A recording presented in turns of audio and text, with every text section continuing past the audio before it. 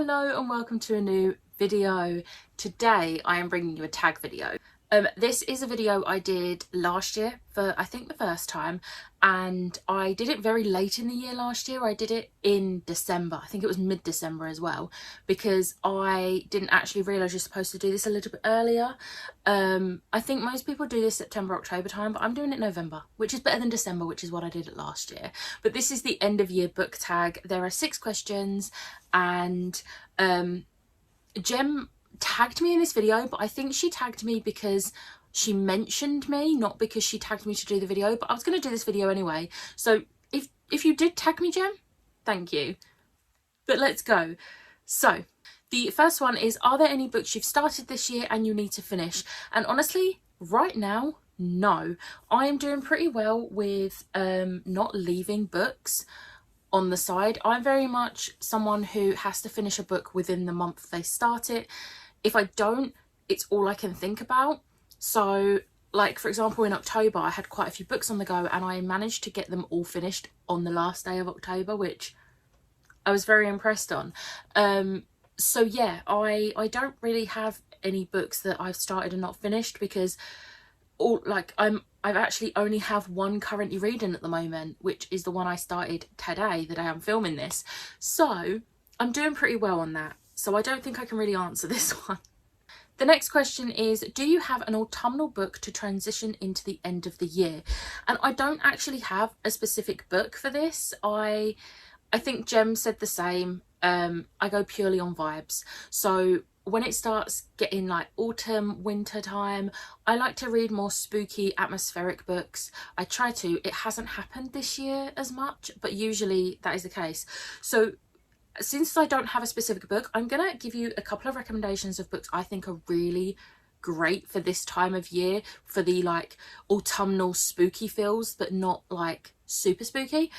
So first up is actually a middle grade, and it's The Dark Deep by Ali Condie and Brendan Rikus. It's a group of kids who like discover this thing, and they also start out not being the best of friends, but then they like, you know, work through their differences, and it's actually a great story.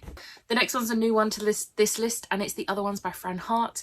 This is perfect for this time of year. Like, honestly, give this one a go. You will fall in love with the characters. The atmosphere is amazing, and it's not as spooky as it sounds when you read the blurb. Next, we're going for Ghostwood Song by Erica Waters. No one really talks about this, and it is a massive shame, because this is one of the most atmospheric, spooky vibe books I've ever read, and it just gave me all the feels. The cover itself is very autumnal looking, and for this time of year, it's perfect. Next up we have Lake's Edge by Lyndall Clipstone. This is again a very new one to this list. This has, if you've seen Crimson Peak with Tom Hiddleston, this has Crimson Peak vibes. Even just from the cover you can see that. It's nothing like Crimson Peak, it just has the same vibes. So if you didn't like Crimson Peak, it's fine. It's not anything like the same story, it just has the vibes. And then the final one I'm going to recommend is Gallant by V.E. Schwab. This is a really this is a very atmospheric read. Like, the description of the house and everything is just on point. I really enjoyed this. This doesn't really have an age range. Like, anyone from middle grade onwards can like read this and enjoy it, I think. So yeah, Gallant.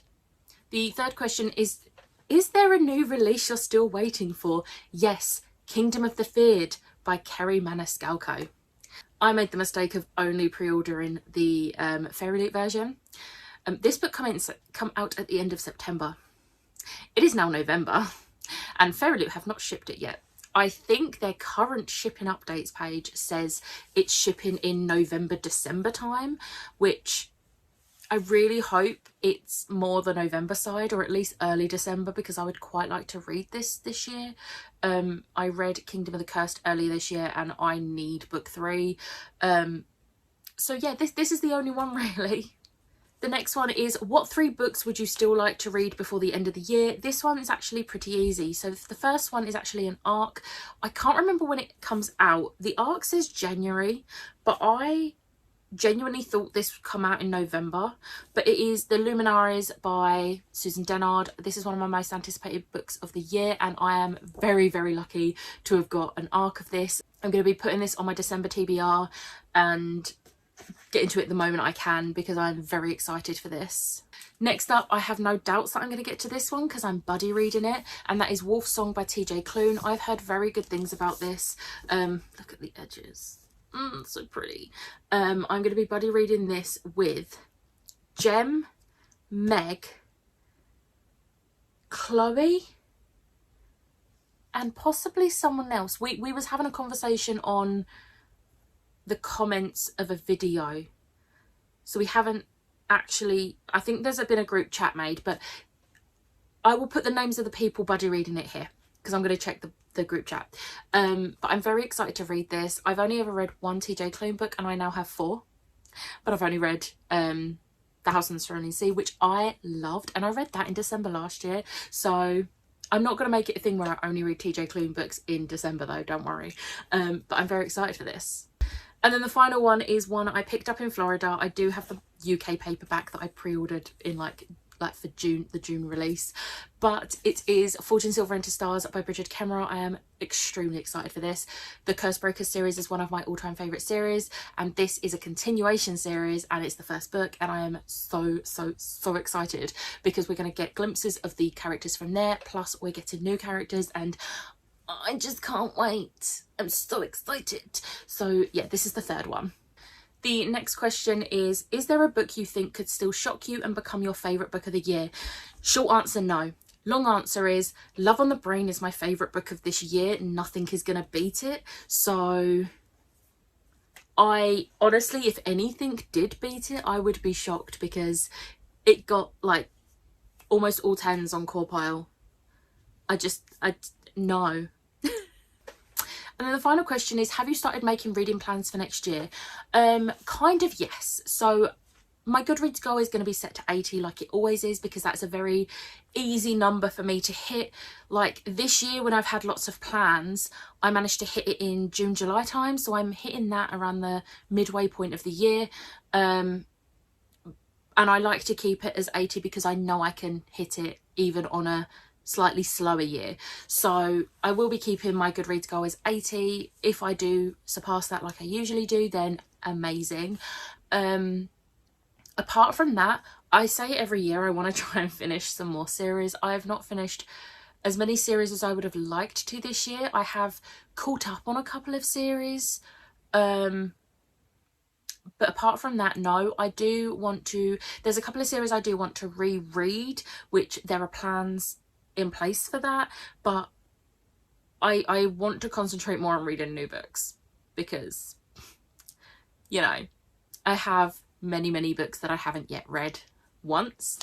I don't need to be rereading, but there are, yeah, I want to also try and get through some of my BookBox books. I have started skipping months where I'm not interested in the book, because otherwise the books just sit in one of my TBR carts not being read, and then months later I'm like, I'm just going to get rid of it because I'm not interested in it, even though I wasn't interested in it when they announced it. So I'm gonna try and get through some of the books because, yeah.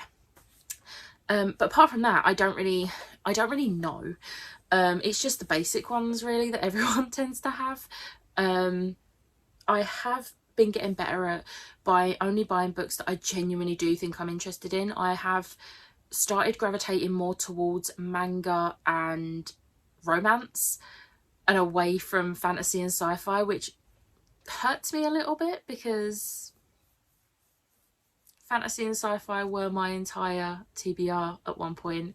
But you know, everyone's taste changed and I haven't stopped loving them. I just think I need a bit of a break because I was reading a lot of high fantasies, and a bit of a break I'm hoping will help me like get kick-started back into reading and enjoying it. But we shall see. It might be that my tastes have changed for, maybe not for good, but for a long time. So we'll see how it goes. And yeah, that's basically it I don't really have any other reading plans that I've really thought about. I do want to catch up on my NetGalley.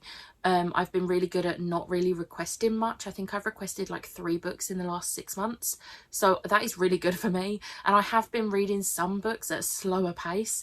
It's just a case of getting those reviews written up to bump my percentage up and get them off of my list on there. So yeah, that's basically everything.